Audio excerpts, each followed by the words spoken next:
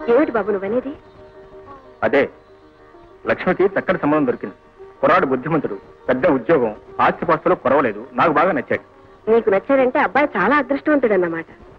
ఒక మంచి రోజున వచ్చి అమ్మాయిని చూసుకుని లగ్నాలు పెట్టుకుంటా ఉన్నారు. చాలా సంతోషం బాబు. నువ్వు కలలు కన్నట్టుగానే అమ్మాయికి లక్షణమైన సంబంధం వచ్చింది. పెళ్లి కూడా చక్కగా జరిగిపోతుంది. అమ్మాయి సుఖంగా కాపురం చేస్తుంది బాబు. ఆయా గంట మోగింది. శుభశకనం. Hello, doctor Ramesh here. మీ చెల్లెలు లక్ష్మి ప్రమాదం. ఏంటి?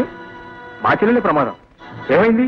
ఎక్కడా? మోహన్ గెస్ట్ హౌస్ లో అతని చేతుల్లో అన్యాయం అయిపోతుంది. మోహన్ గెస్ట్ హౌస్ లోనా? ఎవరు మాట్లాడేది? Hello hello hello.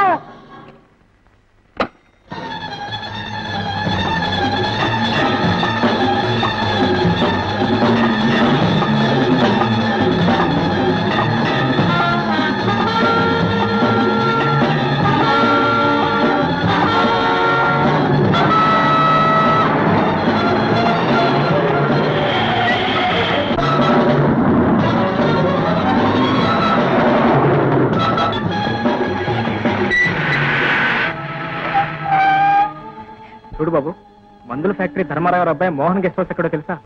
చిన్నగా వెళ్ళి ఎడయ్యపు తిరిగితే ఓ చిన్న తోటలో ఉంటుంది ఆ బంగ్లా.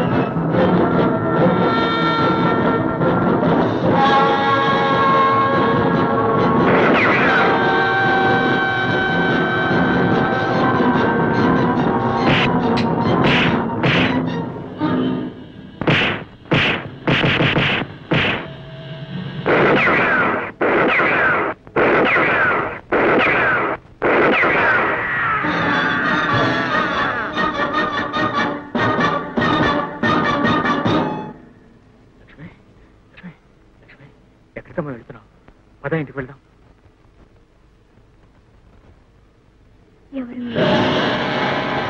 లక్ష్మి!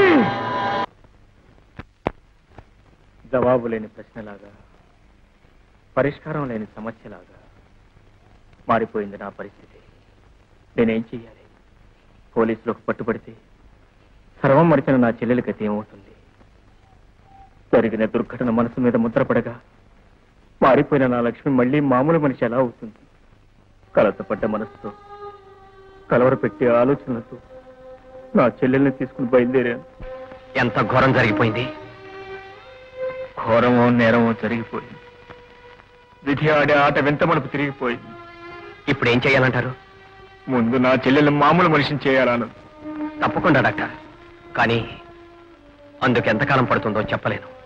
ఎంతకాలం పట్టినా ఎంత కష్టమైనా మళ్ళీ నా లక్ష్మి మామూలు లక్ష్మిగా మహాలక్ష్మిగా మారాలి. ఆనంద్, ఈ సహాయం నువ్వు చేస్తావని ఆశిస్తున్నాను, చెయ్యమని అర్థిస్తున్నాను. ఆనంద్, డాక్టర్, ఆజ్ఞాపించే అధికారం ఉన్న మీరు అర్థించడం ఏమిటి? లక్ష్మికి నయం చేయటం నా లక్ష్యంగా పెట్టుకుంటాను.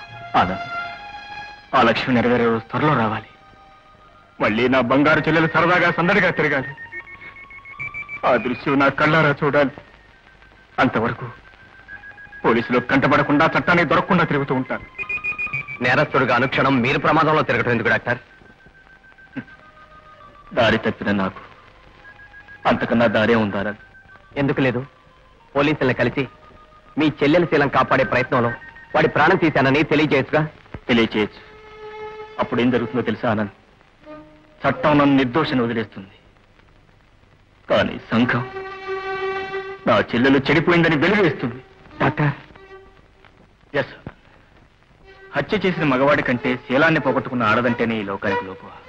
హేళన, చులకన.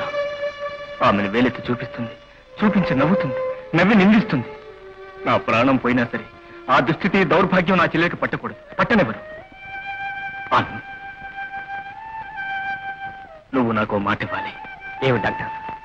నీకు నేను చెప్పిన ఈ రహస్యం ఏ పరిస్థితుల్లోనూ ఎవరికీ తెలియకూడదు. ఆఖరికి నా చెల్లెలికి కూడా తనకు జరిగిన ఈ అన్యాయం తెలియనివ్వు. Promise? Promise. Anand, thank you, thank you. చెల్లెమ్మా, నీకు పెళ్లి చేసి అత్తవారింటికి పంపేటప్పుడు కన్నీళ్లు వస్తాయనుకున్నారు, కానీ నిన్నే దుస్థితిలో వదిలిపెట్టి వెళ్ళిపోతూ కన్నీళ్లు పెట్టుకోవాల్సిన కర్మ పడుతుందని కల్లో కూడా అనుకోలేదమ్మా, అనుకోలేదమ్మా. డాక్టర్, ఆనంద్, ప్రాణానికి ప్రాణమైన నా చెల్లెల్ని నీకు అప్పగించి వెళ్తున్నాను. భద్రంగా చూసుకో. వస్తారా? ఈ పరిస్థితుల్లో ఎక్కడికి వెళ్తారు డాక్టర్? తెగిన గాలిపడం నడి సముద్రంలో నావా ఎక్కడికి వెళ్తాయో ఎవరికి తెలుసు.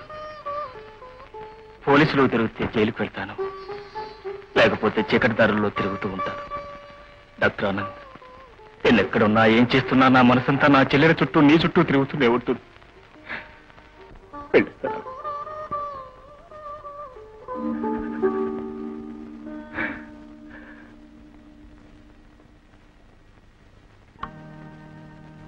సిస్టర్, ఈమె సివియర్ షాక్ లో ఉంది. అలజడికి ఆందోళనకి తట్టుకోలేదు. చాలా జాగ్రత్తగా చూసుకోవాలి. అలాగే డాక్టర్. కమా.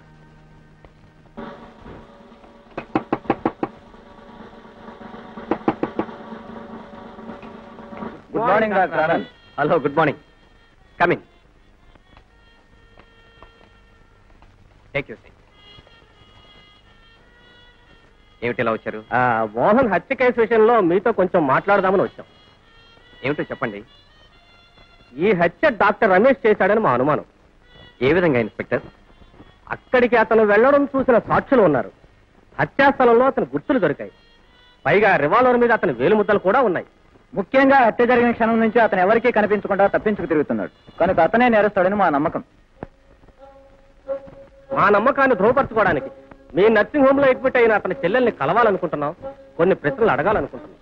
సారీ ఇన్స్పెక్టర్, తన అన్న మీద హత్యా నేరం మోపబడినట్టుగా పేపర్లో చదివింది. మెంటల్ గా షాక్ అయింది. మతిస్థిరం తప్పింది. ప్రస్తుతం తనకి రమేష్ అనే అన్న ఉన్నాడనే సంగతి కూడా మర్చిపోయింది. ఇప్పుడు మీరు ఆమెను ప్రశ్నించుకోవడం ప్రయోజనం లేదు. కానీ డాక్టర్, అంతేకాదు, మీరు వేసే ప్రశ్న వల్ల ఆమె పరిస్థితి మరింత విషమించవచ్చు. నా ట్రీట్మెంట్ అంతా వృధా కావచ్చు.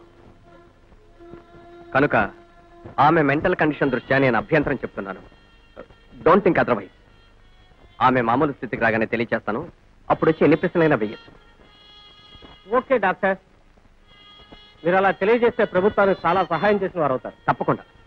వస్తాను డాక్టర్. బాయ్. పోలీసులకు దొరకకుండా తప్పించుకుంటున్న నేను అవకాశం చూసుకుని రహస్యంగా నర్సింగ్ హోమ్కి వెళ్తూ ఉండేవాడిని. ఆనంద్ సహాయంతో నా చెల్లెను చూసుకుంటూ ఉండేవాడిని.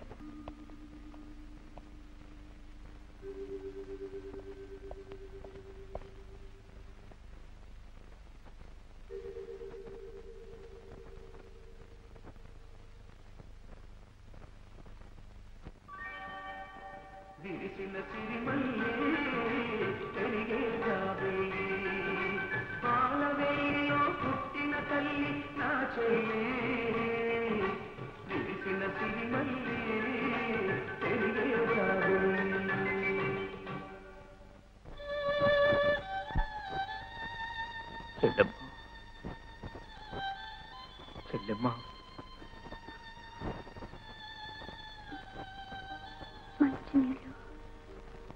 మంచినీళ్ళ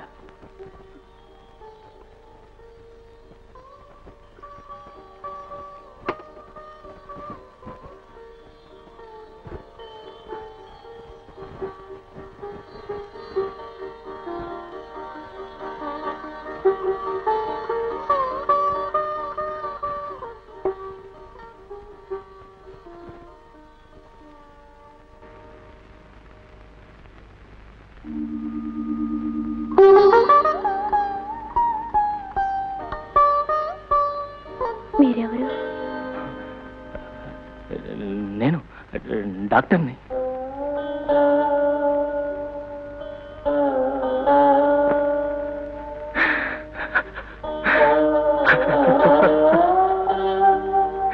డాక్టర్ ప్లీజ్ ఊరుకోండి. ఏమిటా కన్నీరు?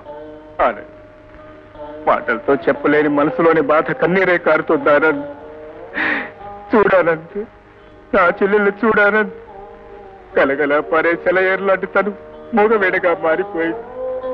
కడకళ్ళాడే వసంత ఋతువు లాంటి తను మండు వేసవిగా మారిపోయింది. ఇదంతా చూస్తూనే ఎలా భరించగలనానంది, నేను ఎలా బ్రతకగలనానంది. డాక్టర్ ఆనంద్, నీకు తెలియదు, మనిషికి ఏ చిన్న దెబ్బ తగిలినా అప్రయత్నంగానే అమ్మ అను అబ్బా అను అంటాడు. కానీ నా చిన్నారి చెల్లెల నోటి వెంట అన్న అనే మాట తప్ప మరేమీ వచ్చేది కాదు. దానికి ఈ ప్రపంచంలోనే ఈ అన్నయ్య తప్ప మరేమీ తెలియదు. అలాంటిది ఇప్పుడు ఈ అన్నయ్య తెలియని పరిస్థితిలో తనుంటే నేనేం చేయాలి, ఏమైపోవాలి? డాక్టర్ ప్లీజ్ బాధపడకండి. ఆనంద్, ఎవరికి ఏ చిన్న ఆపద వచ్చినా పరిగెట్టుకెళ్ళి రక్షించేవాడు. కానీ ఇప్పుడు నా చెల్లెల్నే రక్షించుకోలేని దీనస్థితిలో ఉన్నాడు. ఇన్నేళ్ల నా చదువు, ఇన్నాళ్ల నా అనుభవం వృధా అయిపోయింది. అవునా, డాక్టర్గా ఆపరేట్ చేసి ఆగిపోయిన గుండె నేను ఆడించగలం, కానీ విధివ్రాత మార్చలేం కదా. ఆనంద్, నా లక్ష్మి మళ్ళీ మామూలు మనిషి అవుతుందంటావా? ఖచ్చితంగా అవుతుంది. మునపటికంటే ఇప్పుడు పరిస్థితి బెటర్గా ఉంది. డాక్టర్ మరొక విషయం, లక్ష్మి నర్సింగ్ హోమ్ లో ఉంచడం కంటే మా ఇంటికి తీసుకెళ్ళటం మంచిదేమో అనిపిస్తోంది.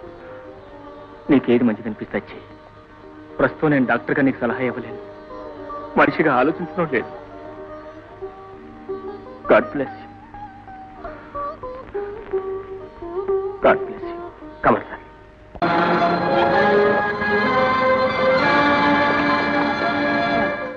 డాక్టర్, చుట్టుపక్కల పోలీసుల కపలా పక్కడబందీగా ఉంది. మీరు బయటికి ఎలా వెళ్తారు? ఆశం పర్వాలేదు, ఎలాగైనా తప్పించుకోవాలి. లక్ష్మీమాతం జాగ్రత్త.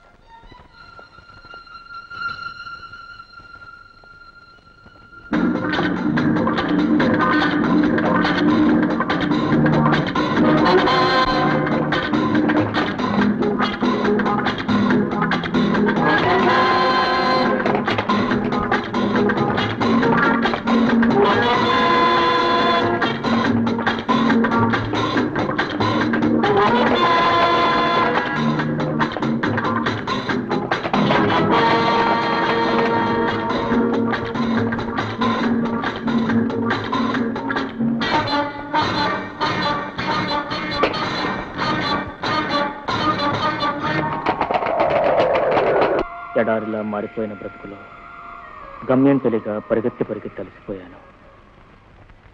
జానకి, అనుకోకుండా ఇప్పుడు మనం కలుసుకున్నాం.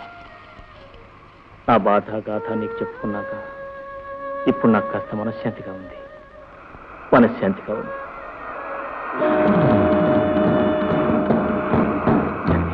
మనం అక్కడే తప్పించుకోవాలి. Come on quick.